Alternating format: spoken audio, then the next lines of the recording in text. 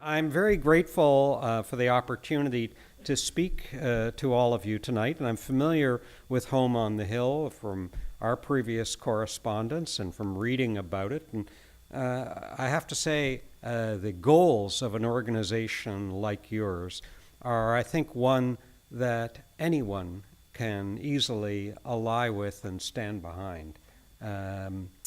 Over the course of my 35 years of working in psychiatry, from the very beginning, I've been keenly aware of the centrality of families for the well-being and the functioning and the health of people who are grappling with all kinds of mental illnesses, mild, moderate, and severe, and particularly for those who face severe mental illnesses, things like schizophrenia, bipolar disorder, and severe depression.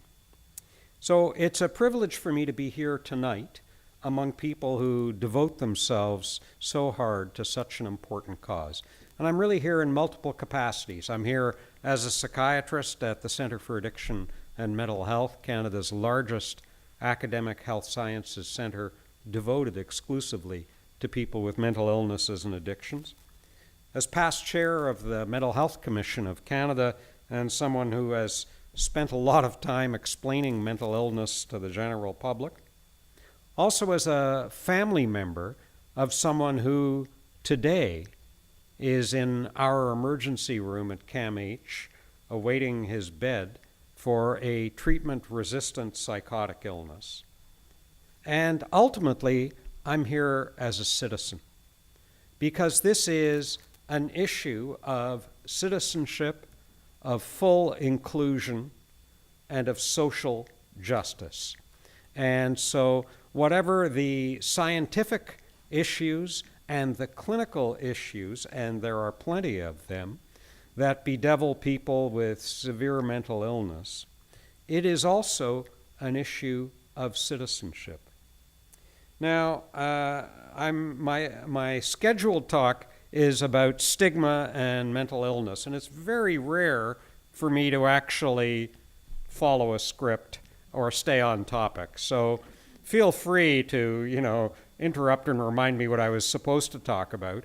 Kathy also asked me to say a little something about the book, How Can I Help, which actually relates to stigma, so I'll probably make my way towards the latter part of my remarks, and then we'll have ample time for question and answer, which is always for me the most interesting part because I don't know what you're going to say and I don't know what I'm going to say, but it's the time that I find out what you had really hoped I would have talked about. So I'm not catching a plane. I'll certainly be here to answer questions. I spent this morning, speaking of stigma, the entire morning doing electroconvulsive therapy, as I do every Tuesday at CAMH, where we run the busiest ECT service in the country. And it is easily the most vilified, stigmatized, and misunderstood treatment that we have in psychiatry. And the only reason it's still around 80 years after ECT was invented in Rome in 1938 is that it works better than anything else. It works better than any medication for depression. It works very well in bipolar disorder. And we have some people with schizophrenia who even the rescue drug clozapine does not do enough. And certainly some of the patients who were having ECT this morning were getting it for schizophrenia. And it has allowed them to stay well enough to be out of the hospital. So ECT, which stands for electroconvulsive therapy, or is commonly known as shock treatment, even though there's no shock involved, remains one of the most effective treatments in all of medicine in terms of its success rate, but at the same time, one of the most stigmatized. And by extension, the people who get that treatment are stigmatized. Now, according to the Canadian Medical Association, in a big survey they did of Canadians, what percentage of Canadians do you think would be willing to have a family doctor who's had a mental illness, himself or herself? I'll give you 4 options. 73% would be willing, 57% would be willing, 39% would be willing, or 11% would be willing. What's your guess as to how Canadians feel about this? It's 11%. So if you think it's hard to get a family doctor now, imagine if we eliminated all of those family doctors who have themselves experienced mental illness. Let me tell you that as a psychiatrist, I've treated numerous physicians, surgeons, cardiologists, family doctors, who've experienced a variety of mental illness and substance use problems. And let me assure you, the white coat is not Kevlar. It does not protect you from all forms of human suffering. And so very often I see physicians who have fallen victim to mental illnesses. And in fact, I was on TVO once with a woman, a family doctor, who had had a very severe depression. And she was talking about her experience because she'd also had ovarian cancer. Not at the same time, at 2 different times. And she said ovarian cancer was a walk in the park compared to severe depression in terms of her personal experience of suffering. Now, in about 2 weeks, we're going to be breaking ground at CAMH for the next set of buildings to provide care for people with complex mental illnesses or severe mental illnesses, as well as a new emergency facility and general psychiatry facility. That's downtown at the Queen and Ossington site. It'll be several hundred beds that we're opening there. Now, we're not increasing our number of beds because we're tearing down some of the old buildings. And for any of you who've been in those old buildings, I can tell you the yardstick I encourage everybody to use is, would it be okay if your brother or sister was admitted to these buildings? And if the answer is no, why would you admit a stranger there? Because these buildings are a reflection of a time, and these buildings were only put up in the 1970s, when psychiatric hospitals were still built like prisons. The rooms are tiny. The sight lines are dangerous. There are no single bathrooms, just communal ones. There are communal showers, communal bathtubs, 1 for 20 people. And at the same time, the government of Ontario, and I'm very mindful that one of the ministers of the Crown is sitting in the front row, but in no way is he responsible for this. This predates his arrival in this country. And I happen to know how committed he is to the advancement of knowledge, and included in that, understanding of mind and brain. He's no stranger as minister to CAMH. They put up these buildings on the cheap out of concrete and cinder block. And at the same time, they were building at Toronto General, where I was working at the time, palaces like the Eaton Wing. It's still a palace today, built at the same time. So why did they build this way for people with severe mental illness who were at that time inhabiting Queen Street Mental Health Center? And the answer was simple. They said, oh, these people don't vote, and their families don't complain. That has changed. Families, including organizations like yours, do speak up. They do engage with politicians. And increasingly, our patients are mobilized to vote. And we have voting registration for inpatients at the hospital when there's provincial and federal elections to make sure that they exercise their rights of full citizenship. But, you know, the hospital where I work actually began its life in 1850 as Ontario's first purpose-built hospital for people with mental illness. And its name, when it opened in 1850, and when it opened, it was on the same site downtown at Queen and Ossington. 1850, that wasn't part of Toronto. That is now the hippest restaurant strip in Canada. But back in 1850, it was outside the city limits of Toronto, because that's where you always put an asylum. Outside the city limits for the noble reason of fresh air and sunshine, and for the practical reason of out of sight, out of mind. And that building opened in 1850 as the largest public non-military building in Canada when it opened. And its name was the Provincial Lunatic Asylum. Now, people shake their heads now. Lunatic was not a term of derision in 1850. Nobody had a clue about mental illness, and lunatic derives from phases of the moon, lune. And so people thought, well, maybe it's, when it's a half moon or a full moon. People still talk about a full moon as somehow exacerbating mental illness. There's no evidence for that. Anyway, after about 20 years, people started to say, maybe that's not such a good name, Provincial Lunatic Asylum. We should come up with a better name. And they did. They called it the Toronto Hospital for the Insane.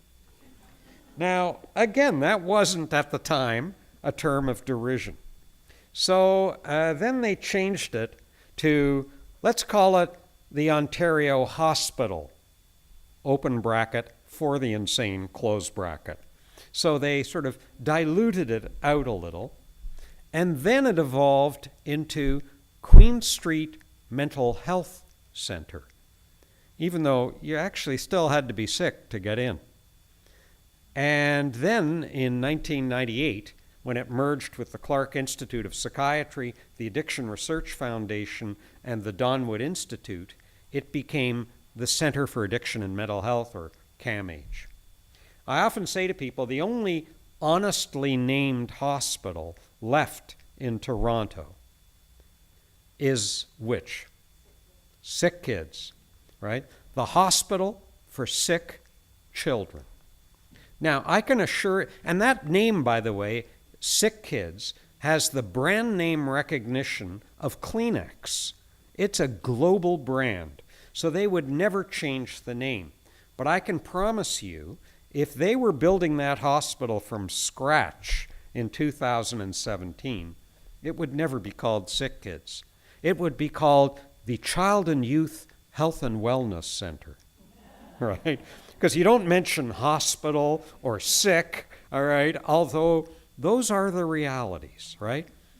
Nobody who's having a heart attack in downtown Toronto gets into a cab and yells out, "Take me to a health network." No, they say, "Get me to a hospital," right? So we sometimes fall victim to euphemism, which is in part related to my assigned topic tonight. And the assigned topic is stigma. Because we use euphemism to cover up things that are frightening or threatening or unpleasant. So, one of my personal bugbears is when people say, "I have mental health issues."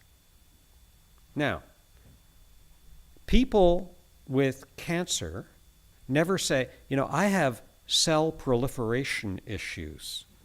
They don't say that. They say, "I have cancer." And they call it by what it is. And I think when people experience mental illness, we need to call it by what it is.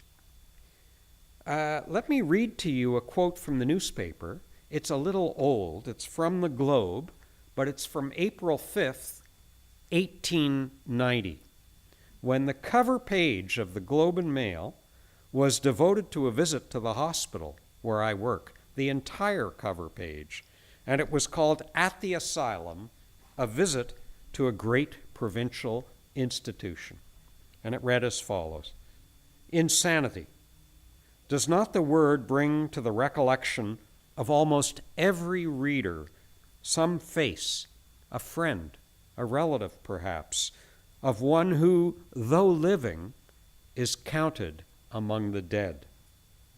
What sad chapters in many a family history have been written and must be written to the end of time, bearing that terrible title, insanity. Where is the mind so inflexible as to view undisturbed, or the heart so adamantine as to pass without sadness the tomb of the living dead? That was the description of my hospital, the tomb of the living dead. And people do not write with such eloquence for newspapers anymore. But I think this reflects a perception of people with mental illness that is with us still. Now, I have another skill-testing question for this audience. How many of you saw the film My Big Fat Greek Wedding? Excellent. That's more people usually than have read my book. So, if you remember that film, which is a great film shot in Toronto, written by Nia Vardalos, her father is a very proud Greek, right? Although I think that's a redundant term. The Greeks that I know are very, very proud, and I'm actually very envious of the ethnic pride of Greeks. When I used to live just off the Danforth, I'd walk along the Danforth, and what were the names of the restaurants? Mr. Greek, the friendly Greek, the neighborhood Greek. And I thought, gee, you never drive through a Jewish neighborhood and see the friendly Jew, the neighborhood Jew, Mr. Jew. That would never be a name for a restaurant. So if you remember in that movie, Nia Vardalos, her father, he had two core beliefs in his life. One was that Windex cured all skin lesions. He was always spraying his arms with Windex to fix himself. And the other was that every word in English came from Greek. Not exactly true. However, the word stigma was in fact coined by the Greeks. All right, so they get full credit for stigma. And what does it mean? Well, they actually invented the word to describe or refer to bodily signs on a person that was designed to expose something unusual and bad about the moral status of that person. This was a blemished person, somebody to be avoided, especially in public places. In a more modern sense, stigma refers to the situation of the individual who is disqualified from full social acceptance. So, what is this thing called stigma? Well, I think it's in part an inescapable tendency that we all have as humans to try to order the universe by distinguishing us from them.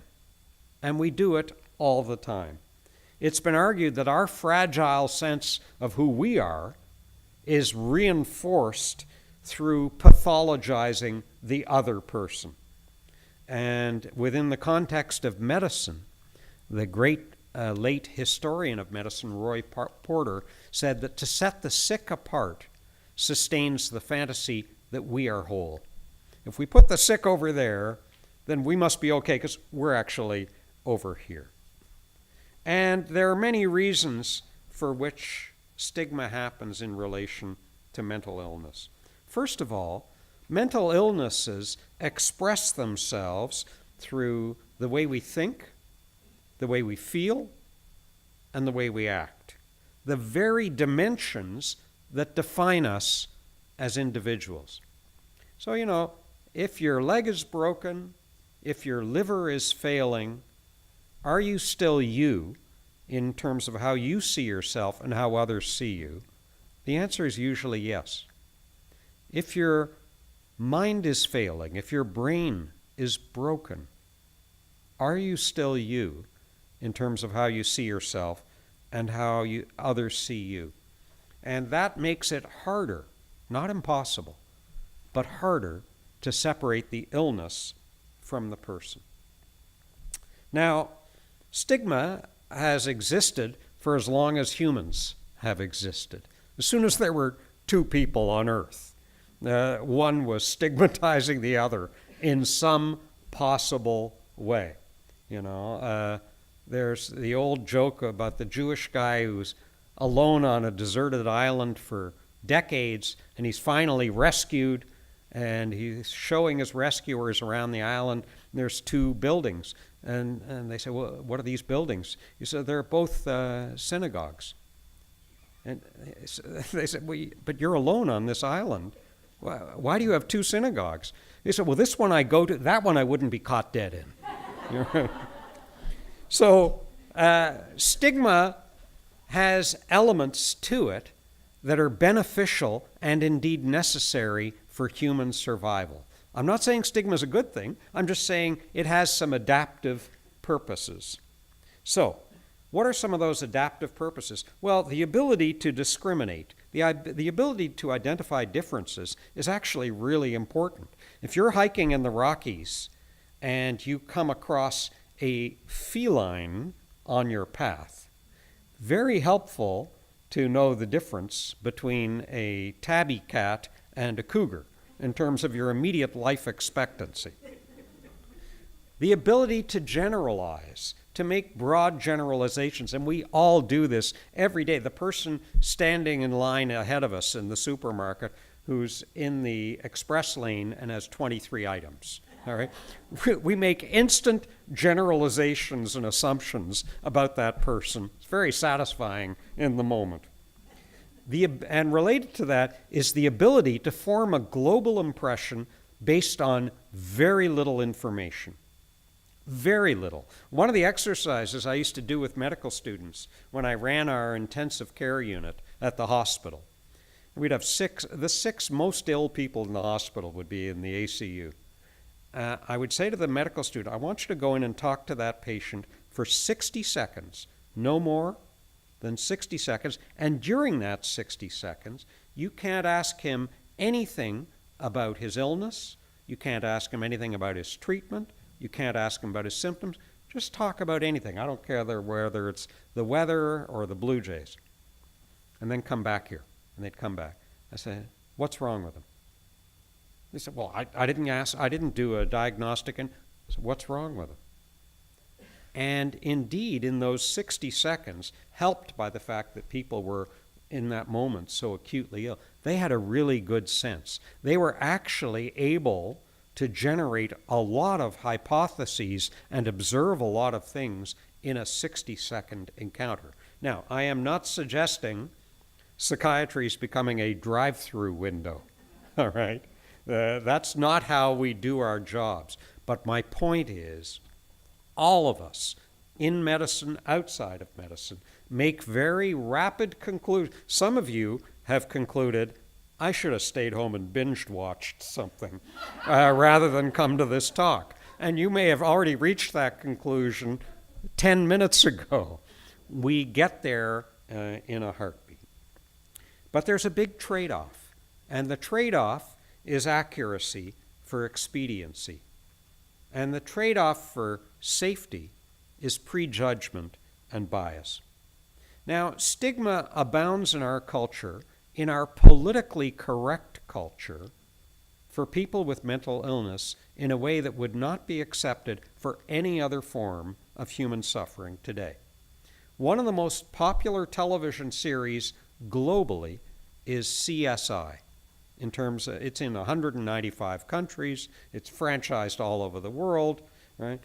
And if you look at depictions of people with psychosis on CSI, they are almost exclusively axe-wielding murderers.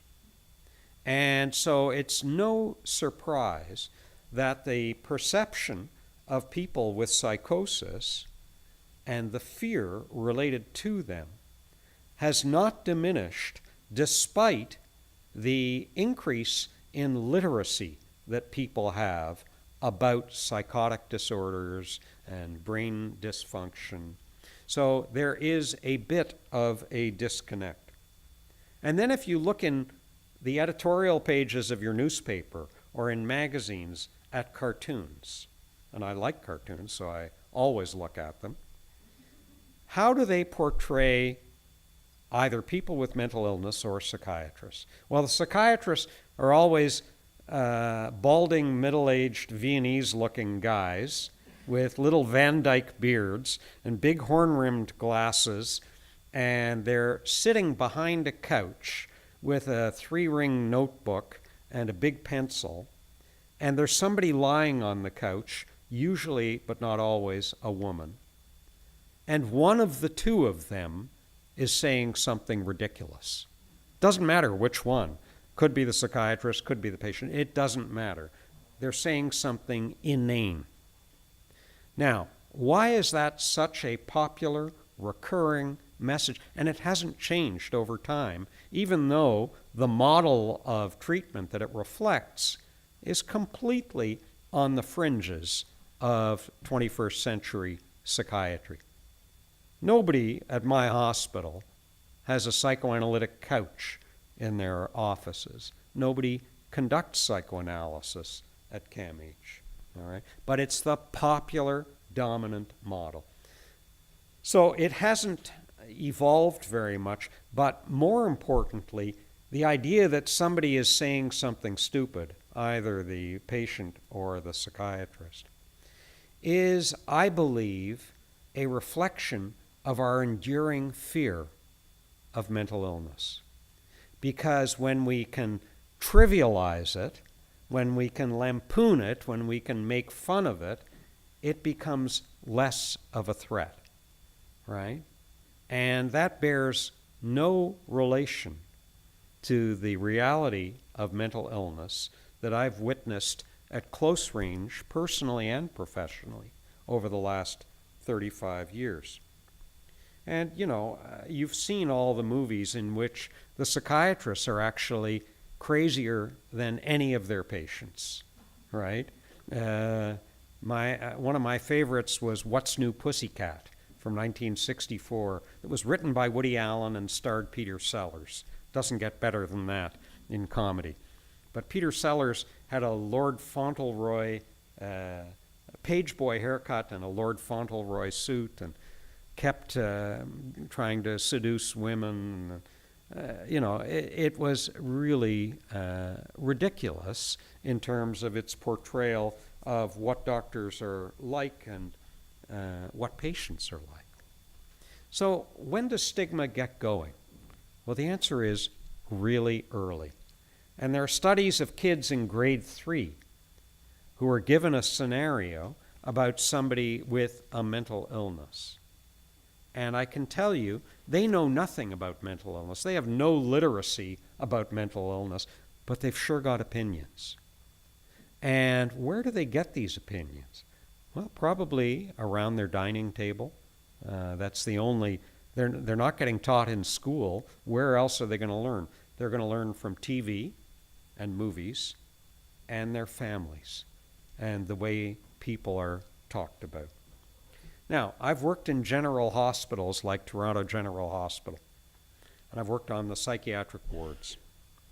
And people who've done studies in general hospitals, like the ones here in Richmond Hill and elsewhere, show that if you go onto the psychiatric wards and do a very simple count on the inpatient unit of get well cards and flowers, and then compare them to what you see on the surgical ward or the medical ward, it's less than half on the psychiatry ward.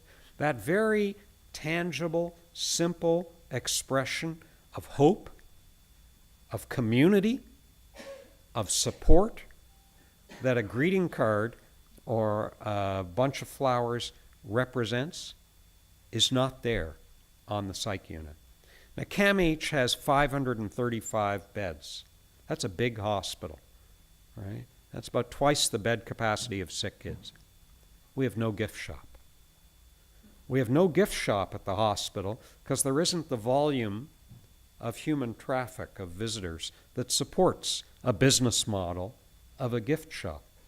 Meanwhile, if you drive up into Muskoka and go to the Marine and District Hospital, as soon as you walk in the door of that tiny hospital, there's a lady with a blue smock on selling you stuffed animals and chocolates and all the other things that you do to express support to someone with a mental illness. Now, let me preempt the Trump question that I always get asked, because I do a lot of public speaking. And usually by now somebody has put up their hand and said, well, what about Donald Trump? And so let me preempt it by saying that I have a 4-point answer on Trump. Number one, I never offer a psychiatric diagnosis on somebody I haven't examined.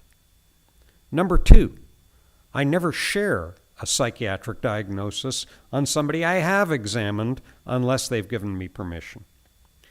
Number three, you can be a jerk without having a mental illness. And number four, and most importantly, it's actually quite demeaning to all the nice people who happen to have a mental illness for people to assume that when somebody acts like a jerk, he must be mentally ill. So I just want to contextualize that because I want to talk about some other politicians. Not you, Reza. I'm not. Yeah, because you're sitting right here, and I don't. I want to read a letter to you that a politician, he actually wasn't a politician at the time, he was just a working lawyer, wrote to his law partner to explain his absence from the firm. And he said, I'm now the most miserable man living. If what I feel were equally felt by the whole human family, there would be not one cheerful face on earth. Whether I shall ever be better, I cannot tell. I awfully forebode I shall not. To remain as I am is impossible. I must die or be better, it appears to me. This letter was written in 1841, and it was written by Abraham Lincoln in the midst of a quite profound depression, and his family intervened. His family sent him to stay with cousins in Kentucky, and they said, keep him away from the river's edge. Sit the vigil and keep him away. Now, there was no treatment for depression in 1841. His depression did lift. He then went into politics, as you know, and ran for president until his untimely end. Flash forward 100 years, and another politician writes another letter to another friend. And he reminisces and he says, you know, when I was young, for 2 or 3 years, the light faded out of the picture. I did my work, I sat in the House of Commons, but black depression settled on me. I don't like standing near the edge of a platform when an express train is passing through. I like to stand right back and, if possible, get a pillar between me and the train. I don't like to stand by the side of a ship and look down into the water.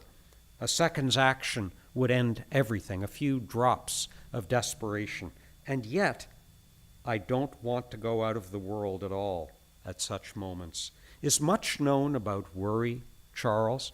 Charles was known, the recipient of the letter, was known more formally as Lord Moran. The letter was written in 1944 by Winston Churchill at the height of the war, and he struggled with depression episodically throughout his life.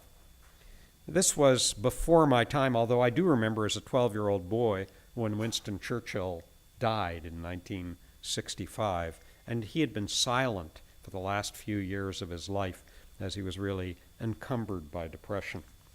But just a mere 7 years later, I was in university in the States in 1972 at the height of the Vietnam War. And my roommates, who were all American, were very worried about getting drafted. So we were all working very hard in the 1972 presidential election.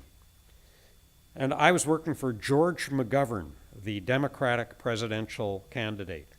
Now, Reza, this will be a good reason for you never to hire me as a political staffer, because with my help in the primaries and in the election, George McGovern managed to lose 49 of the 50 states, including his home state.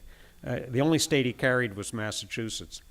But what was striking to me, and I was 18 years old at the time, is that his vice presidential running mate was a very fine Senator, Thomas Eagleton, who just died a year or so ago.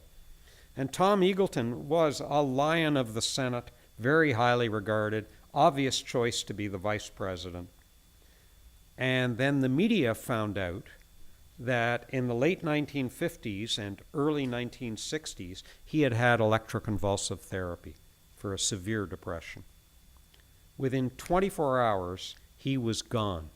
He was dropped from the Democratic ticket as the vice presidential candidate. And I was stunned. I didn't understand it. I wasn't anywhere near the beginnings of my medical training. I just thought, why? He's in great shape. He's a smart guy. And I've argued ever since that the only politicians you should be worried about are the ones who have not been treated, not the ones who have been treated. And indeed, Bob Rae has been very candid about his own struggle with depression as a young man and his need for treatment. I won't bore you with the details of the quote, but it's actually quite a moving quote from him about his experience and how useless the advice was to cheer up, or you've got your whole life in front of you, or pointing out all the very real opportunities that he had had in life. He said, it ignored the simple fact that I was struggling with an illness. He called it what it was. So, what do we do about stigma? Well, first of all, I've been in the game long enough. I started my career as a ravishing brunette. So, I've been at this a while, and long enough to have seen public attitudes evolve and change. During the time that I was chair of the Mental Health Commission of Canada, we conducted the world's largest research action project on homelessness and mental illness for people with severe mental illness. And this study was funded to the tune of $110 million by the federal government. There has never been any medical study, to my knowledge, a single study funded by any level of government in the amount of $110 million in healthcare. And we ran the study in 5 cities: Vancouver, Winnipeg, Toronto, Montreal, and Moncton. And we recruited people with severe mental illness who had been homeless, living under bridges, living in parks, on average for 5 years. And we then randomly assigned them to treatment as usual. And treatment as usual for people who are homeless with mental illness is often that terrible triangle of emergency rooms, shelters, and jails. Or, in the experimental arm, they were almost immediately provided with a choice of housing. And I underline a choice. It was a choice of neighborhoods that people wanted to live in, whether they wanted to live with other people or on their own. And they had to agree to be visited once a week by people from the teams. And one of the most moving experiences I had in my career was going to these different cities and going into the homes of these individuals and seeing the pride of place that people had who had previously been homeless for many years. So this study would have been inconceivable a decade ago or 2 decades ago. Nobody at any government level would have given that volume of money to do this kind of research. And I can tell you, when I presented the preliminary results to the late Jim Flaherty when he was the federal finance minister, in his next federal budget in 2013, he consecrated an additional $600 million from the feds to the Homelessness Partnership Strategy, and recommending the use of the Housing First model that was in the At Home Chez Soi project. That project is now being replicated in a number of cities in France. It's had a huge impact internationally, but it's also had an impact within Canada. Now, if you're not currently housed, knowing that it's had an impact for other people is cold comfort. And clearly, we are still nowhere close to where we need to be in terms of supported and supportive housing for people with mental illnesses. So what do we do about stigma? Well, there's always protest, right? I mean, and protest takes you so far, but sometimes protest can backfire, right? They say, oh, look, there's crazy people marching on Queen's Park, right? It's amazing the hostile and negative reaction that protest alone can evoke. The second is education. And education certainly reduces ignorance. And we know that people are much more literate about illnesses like schizophrenia than they were 20 years ago, right? And certainly 20 years ago, the vestiges of the 1950s, when families were very plainly and squarely blamed for causing schizophrenia, for causing autism in their children by the way they communicated with them, by the way they raised them. That was still lingering 20 years ago. It's way less now. But even when people are more educated about mental illness, it doesn't mean that they're less afraid. Those are not always connected. So, we need to think about it more broadly than making sure people can get all the questions right on a multiple choice quiz about schizophrenia, the symptoms, and the treatment. And that third element for reducing stigma is human contact and the power of meeting people who've experienced mental illnesses, of meeting families of people who've experienced mental illnesses. And it becomes a little like the armistice in World War I. You know, when both sides they declared an armistice, and the soldiers got out of the trenches and met in no man's land and exchanged greetings and even little trinkets of gifts. It's so much harder to pathologize the other, which is so necessary for war, right? You've got to think that the other person is not human if you're going to shoot at them. It's so much harder to do once that human contact has been made. And that's why it's now such an important part of treatment. Wow, I've been talking for a long time. Let me shift gears a little bit and say very briefly a couple of words about this book, How Can I Help? Because it relates directly to stigma. Pierre Bryden, who's also a psychiatrist, she and I decided to write this book together because of our awareness of the popular misunderstanding about the experience of mental illness, and as a result of that, the shame, stigma, secrecy, hopelessness, and frank discrimination. And so we also felt there was a complete misunderstanding of what it is psychiatrists actually do. And I've experienced this from the very beginning of my career, all right? When I decided after a year of internal medicine that I was going into psychiatry, my neurology professor took me aside, Alberto Aguayo from Buenos Aires, and he says, I said, Dr. Aguayo, I'm going into psychiatry next year. He said, Dave, let me tell you, you are making the biggest mistake of your life. And I thanked him for the good wishes and moved on with my career. But all through my training and then my career, people would say things to me like, I can't believe you're a psychiatrist. And what does that mean? that means you seem like a regular person, and it says something about what they think psychiatrists are like. And in fact, once after a long night on call in the emergency room, I came down to breakfast at the Royal Victoria Hospital in Montreal, and we'd all been up all night, everybody who was working the overnight shift.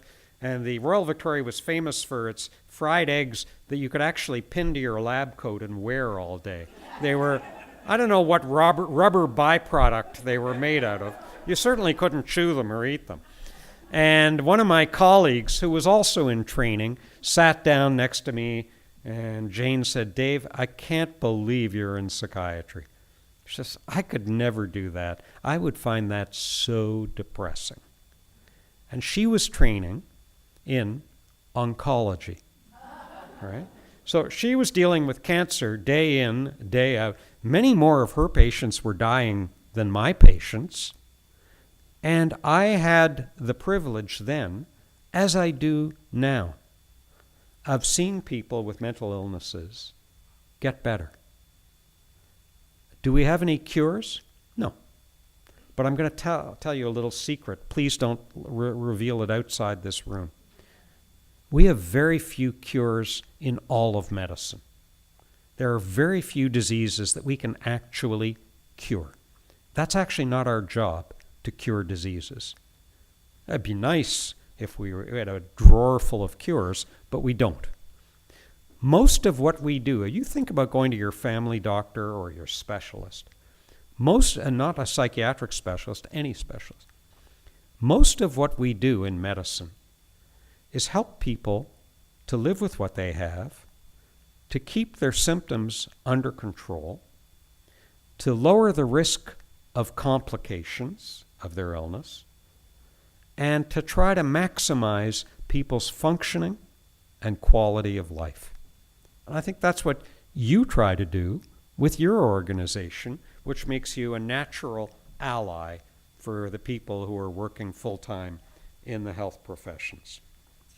So, we started writing this book, and we actually wrote a series of profiles of different psychiatrists. We thought this would be really interesting to show the many faces of psychiatry. And then Simon & Schuster, the publisher, said, "Oh, we'd love to do this book. Great idea, but it's too many different psychiatrists. It should really only be about one psychiatrist." So we said, "Well, which one do you want out of all the..." They said, "You." So suddenly, we had to rethink the whole book, and it ends up being about a week in my personal as well as my professional life to show you, as a psychiatrist, how those intersect, as they do for all physicians, for all health professionals. What's going on in your personal life has an impact on your professional life, and vice versa. So we wanted to show how that works out, and Pierre was very good at forcing me to confront various aspects of myself. But the most important people in this book are the patients and their families. And you meet them through the 5 days you spend with me in the hospital. And I have to tell you, some of them, it's their real names and their real stories with their real permission and, in fact, with their insistence. They said, "I don't want to hide. I don't want to be disguised. I want my name and my story used." And I thought that was fantastic. But it also meant I had to match them with candor about myself. And that was actually, frankly, a hard piece of writing. So the book is called How Can I Help? But that was the 4th or 5th title we had for the book. And let me tell you, when you're in the commercial publishing world, they have teams of people who are working on titles for a book, something that's going to catch somebody's eye at the airport kind of thing. And so we went through different titles, Mind Matters, and then Gray Matters, and then Mind Fields, which I really liked because it sort of implied the hidden danger and the terrain and a play on words, so Mind Field rather than Minefield. So, but then another book came out called Mind Fields, just as we were finishing ours, so I said, back to the drawing board. Meanwhile, I I've been very involved with the Stratford Festival, and at the time of the writing, I was chair of the board of Stratford, and we were doing King Lear, one of the great plays, by the way, about mental illness. And I said to them, I've got the title. And I was really excited, and so the people at Simon & Schuster got excited. They said, what is it? I said, we're going to call the book The Vexed Sea. That's exactly what they did. They snickered, and they said, why are you calling it The Vexed Sea? And I said that in King Lear, Act 4, Scene 4, Cordelia, King Lear's daughter, is beseeching a physician to help deal with her father. So this may resonate for you as a family organization. Her father is mad, and she knows that he needs help. And she says to the physician, alack, 'tis he, why he was met even now as mad as the vexed sea, singing aloud, what can man's wisdom in the restoring his bereaved sense? He that helps him takes all my outward worth. In other words, she would have given anything she had for a physician to help her mad father. And the doctor, in his only appearance in the play, although I do believe he is the central character in King Lear, others disagree with me, he tries to reassure her. He says, there is means, madam. Our foster nurse of nature is repose, the which he lacks. In other words, rest is important for this agitated man. And to provoke that repose in him, there are many simples operative whose power will close the eye of anguish. And I thought, you know what? That's exactly what we try to do in medicine. Close the eye of anguish. And needless to say, the publisher said, oh, that's so interesting. We're not using it. And I said, really? I said, so tell me, with Joseph Boyden's book, who knew what the hell an orenda was when that book came out? They said, no, you don't understand. He's a famous author. People will buy any book with his name on it. So, people with mental illnesses, and by extension their families, experience stigma as dehumanization. They experience it as exclusion. And indeed, we had a big study come out yesterday, the largest study in Canadian history, from Ontario, of every person with schizophrenia in a 20-year period, looking at their mortality rate, their death rates. And yes, they've gone down, but they're still 3 times higher than for Ontarians without schizophrenia. And whereas Ontarians without schizophrenia are now more likely to die of cancer than they are of heart disease, because heart disease has gone way down, if you have schizophrenia, the risk of death from heart disease is still very high. And people are dying earlier and not getting access to appropriate medical care for heart disease, diabetes, things like that. So when it comes to fighting stigma, I honestly believe that there is nobody in Canada who can stand up and honestly say, not my family. Nobody in my family, not my parents, siblings, aunts, uncles, cousins, grandparents, spouse, children, myself. Nobody has been affected by mental illness of one kind or another, because the numbers are clearly to the contrary. Second of all, that it's the responsibility of all Canadians who care about a civil society to work together towards the end of stigma and its behavioral counterpart, discrimination. And finally, to bear in mind at all times that it's not about them, it's about us. So with that, I'll stop, and I'd be happy to take any questions.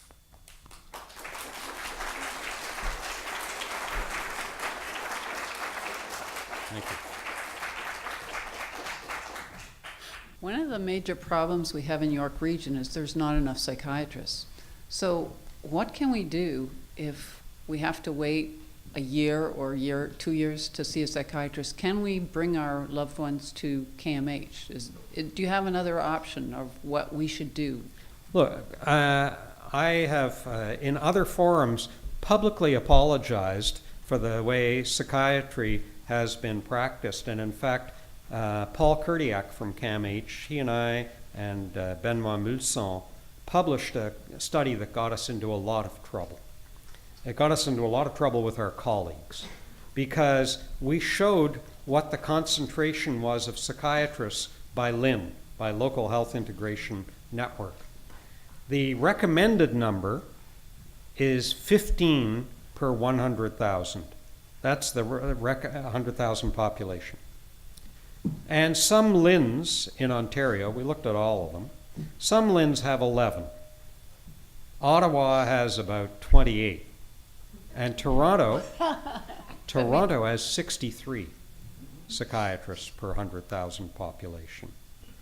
And then we looked at the practice patterns, and they were seeing a lot of the same patients more often than they would be seen in other jurisdictions, and for longer periods of time.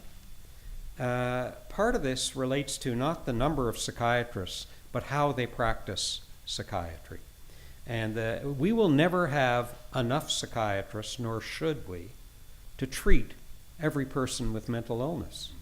That's not a viable model. We will never have enough cardiologists to treat everybody with high blood pressure, nor should we. All right? So it's about doing a better job as psychiatrists on our role as experts, as consultants, working hand in hand with primary care, and making sure that our practices are geared towards treating the more severely ill who need more than primary care can offer. Well, that seems to be where the problem is. The people with serious mental illness, schizophrenia, they're the ones who can't get a family doctor, can't get a psychiatrist. Right. And, again, the model of care for people with schizophrenia that you would just go see a psychiatrist once a month on your own, I don't think is actually an optimal care model for people with schizophrenia. I think it's much more about a multidisciplinary team. Totally. Some people require high-intensity intervention, but frankly, some don't. I covered the Lakeshore Clinic of CAMH when I was chief of the hospital. We had a vacancy in the clinic, so I worked there. And one of the patients who'd been in that clinic for 20 years with a diagnosis of schizophrenia showed up for his scheduled appointment. The first thing I noticed was he was better dressed than I was. The second thing I noticed, he says, Doctor, yes, nice to meet you. I'd like to offer my resignation from the clinic. I didn't know you could resign from a clinic if you were a patient there. And I said, why? He says, well, frankly, I'm working in North York, and to drive down to the Lakeshore Clinic in the middle of the day, I have to take so much time off of work. And then I looked at his chart, and his symptoms were very well controlled. And I said, I accept your resignation. He didn't need to be seeing a psychiatrist. He did at one point, but his illness had stabilized. And when his illness had stabilized, if he keeps seeing a psychiatrist, then there's a huge opportunity cost. That means somebody else who actually really needs to see that psychiatrist isn't getting in. So the problem will not be fixed by simply adding more psychiatrists and then adding water and stirring. It's about changing the way psychiatrists do their work. Dr. Goldbloom, I emailed you this question. I gave you a heads up because I'd rather do that. And also, I see that MP Moretti is here, and maybe he's a person that can better answer my question. I'm sure he'd be better. I sit on a committee off of the local LINS, the Mental Health and Addictions Council, and as a family caregiver. And I've just heard that a whole bunch of mental health funding has come into our area, but it's going to the mildly and moderately depressed people, where people like my family are so desperate for care, and it appears that there's no triage, that the money doesn't go to the most desperately needy, as what's the name of that report way back? Anyway, I forget. I just dropped out of my mind. But, like it has been in the past, there have been recommendations that the most needy and their families get funding for mental illness. And that doesn't seem to be happening. And no matter how much you voice this feeling, it's like talking to a wall. And can you give me any kind of insight into why this happens? Sorry to put you on the spot. That's fine. Here, come on up. Well, I don't know the specifics, Kathleen, but the mental health has become much more to the attention of the government. I remember that a few years ago, my colleague, Minister of Health at that time, the Honorable David, was the Minister of Health. David, no, not David Coyne.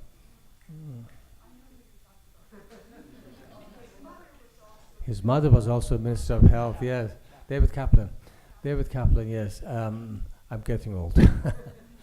So David spoke at the Ontario Legislature very passionately about the experience his grandfather actually had with regard to mental health.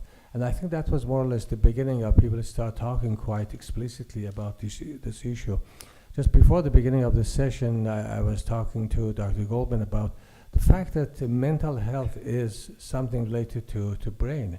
And it is, in fact, a kind of physical health because there's something wrong or something is not functioning properly in the biology of our brain. So that's why, 7-8 years ago in Ontario, we established Ontario Brain Institute. When Premier McGuinty was the Premier of Ontario, and he went to Israel actually when he met with President Peres, he talked to him about the necessity of paying more attention to brain, and saying to him that all diseases we have, it has its origin in the brain. And when he came back, he established Ontario Brain Institute with $10 million of funding. And 2 years after that, when Premier Wynne became the Premier and I became the Minister for Research and Innovation, we increased the funding for Ontario Brain Institute to $110 million. So it's still they're working very hard, and today Ontario has become one of the powerhouses in neurosciences and brain sciences. But in terms of treatment and getting into the patient's needs, of course, there are lots of work needs to be done. But with regard to your question, Kathleen, I will have a conversation with Central Lynn and see how they do these things, and we'll get back to you on that. Okay. Thank you. Always good to seize the moment. I'm here because I'd like to talk about complex mental illness. Yes? It's affecting my son for 10 years now. I don't know what to do. Like, he has severe OCD, not responsive to treatment, and schizophrenia. And he's been in long-term psychiatric facility. He got a little better, but now since he's been with the community doctor, he's getting worse for the past 4 years. I really don't know what to do. Like, I see him deteriorating day after day, not knowing what to do, not being able to change doctor, don't know how to change doctors, because it has to be someone who has intense experience in dealing with these cases. I don't know. CAMH, I went to CAMH in 2015. They didn't take him because he's not dangerous to himself or others. So now I don't know, just forget I have a son and just ignore the fact that he's living. I don't know how to help him. My family is just, we're not functioning. So I'm sorry to mention that because it's away from the stigma issue, but I need help and I don't know what to do. Yeah. So, look, whatever your experience was in 2015, all right, sometimes you have to take multiple runs, even at an institution like mine, to see if they can do a new assessment and get a new take on the problem. There's also at Sunnybrook probably Canada's biggest OCD center at the They Frederick wouldn't take Thompson. him because he has schizophrenia as well. So I mean, how can I get a place to accept his disability? Yeah. And like, it's not just a matter of getting a consultation. We need to have him followed through with the doctor or the specialist who would agree to do that. Because what about just consultation, and then someone would recommend something, and then the current doctor wouldn't be able to follow through because it's just difficult. Yeah. So it's a very difficult situation. But actually. look, complex cases require, sometimes a fresh set of eyes Yeah. and a new look. And everybody in this audience will know the experience of trial and error, treatment attempts and failures.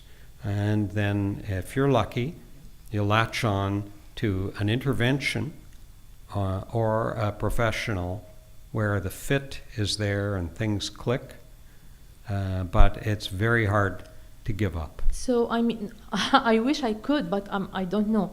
So in all these past years, has anything changed in terms of trial and error, in terms of treatment?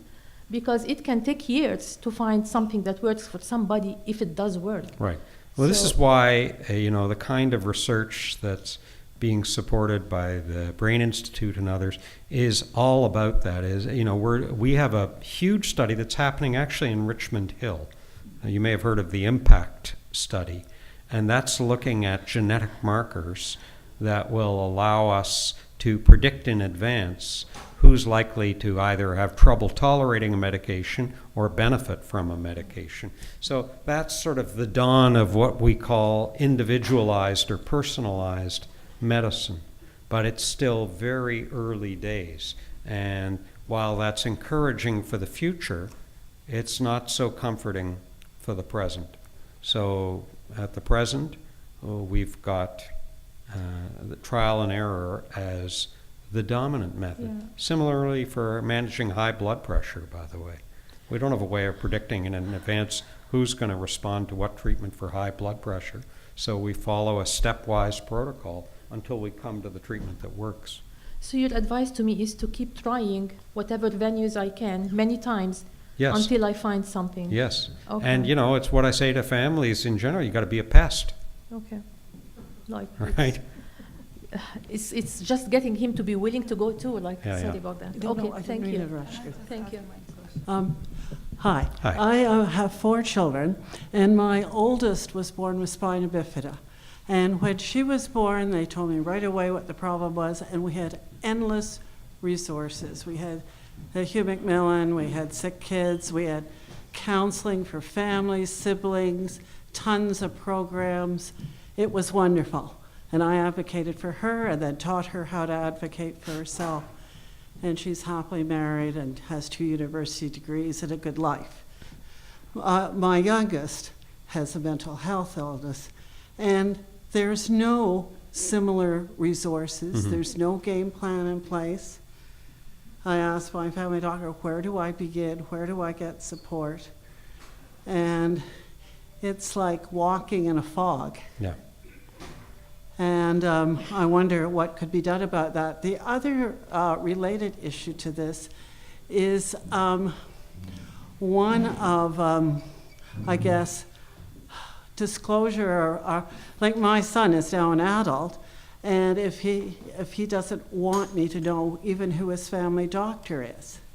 And I said, well, it'd be a good idea if he knew who we were, so if there was a situation where he needed to contact family, they could at Mhm. least do that. Mm-hmm.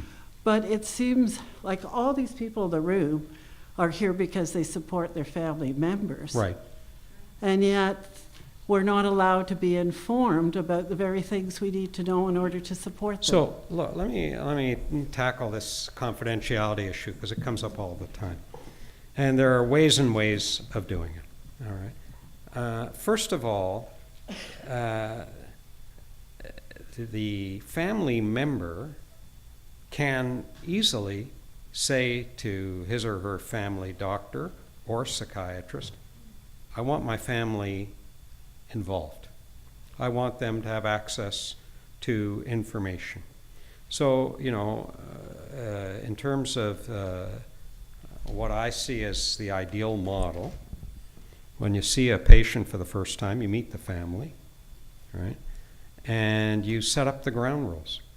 And once the ground rules are set up, I've never had a patient push back, right?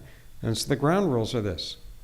This family has known this patient longer and better than I ever will. And one of the things that a family can do is function as a distant early warning system. In other words, families are going to be very finely attuned to when things are starting to go off the rails. And so they can be very helpful in the care of that person if there's an understanding that they can notify the doctor, talk to the doctor.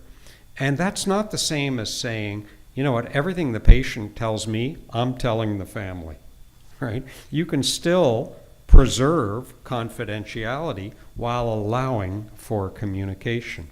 And it can't be secretive. So if I hear from families, patients know. I don't say, no calls from your family. No, I never hear from them.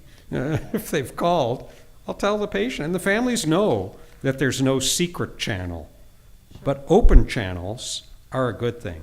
And there's nothing about the doctor-patient relationship, whether it's in psychiatry or any other part of medicine, that prevents you from having those open channels. The barrier is often the physician not setting them up appropriately right at the beginning of the relationship. Canada is a multicultural.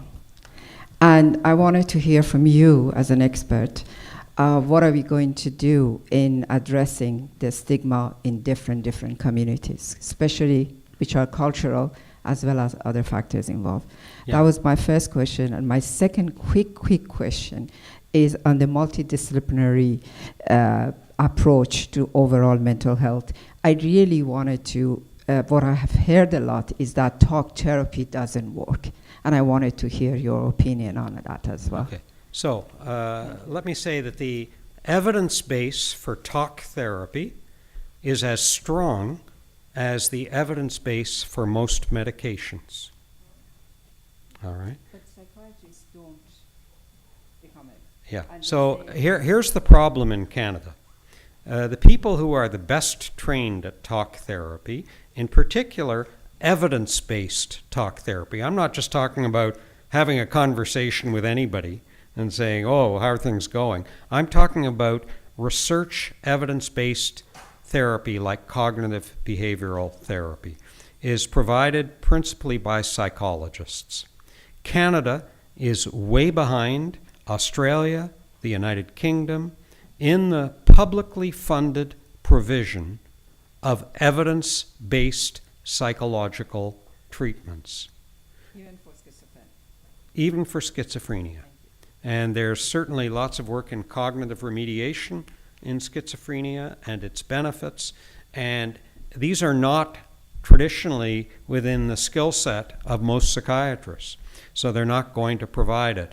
And I think, in fact, I know that in Ontario, there is a provincial government commitment to the funding of evidence-based psychological services, and plans underway as to how to make that a reality. And there's lots of lobbying happening around the country around improving access to psychological services. As for the diversity that Canada so proudly reflects in the 21st century, there's a mountain of work to be done. There are some very good agencies that are focused on particular ethno-racial communities across boundaries is a perfectly good example of one of those, and there are many others in the country. But on the CAMH, what are you doing on the... Oh, what are we doing at CAMH? So we've actually done quite a bit of work in this area. There was a model of cognitive behavioral therapy adapted for the Afro-Caribbean community, for instance. And we've had targeted programs for Spanish-speaking peoples.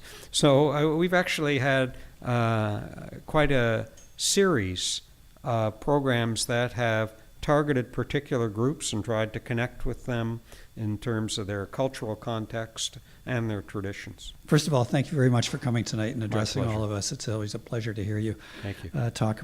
Yeah, you haven't really addressed housing. We're sponsored tonight by Home on the Hill. I know it's a huge challenge.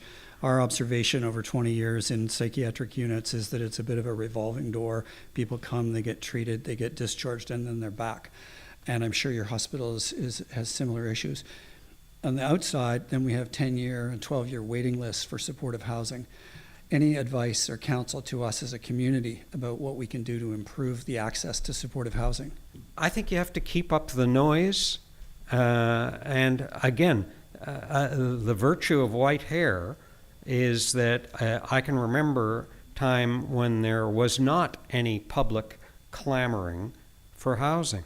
It's not going to happen overnight, but I think that there is, and in fact, and I'm not saying this because Reza is sitting in the front row, I'm really not, that this government right now has been more committed to the provision of supported housing than previous governments in this province.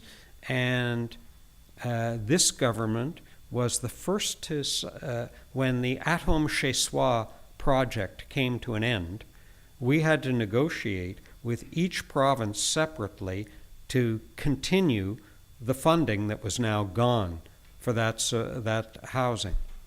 Ontario was the first to sign on enthusiastically, saying we will not let those individuals who've been housed through At Home Chez Soi find themselves back on the streets. Now, that doesn't address the waiting lists of the people who weren't in that initiative. And I think it's going to come as a combination of government and private sector work. You may know that one of the buildings on the CAMH property is actually not a CAMH building. It's 174 units of affordable housing at the corner of Queen and Ossington. It's rental housing. And it's a private sector initiative built on land that we've leased to the private sector. So I think there are going to be creative solutions, and it'll be definitely not just exclusively the domain of the government, but also the private sector to step up. And, if you create the right tax incentives, they're all for it.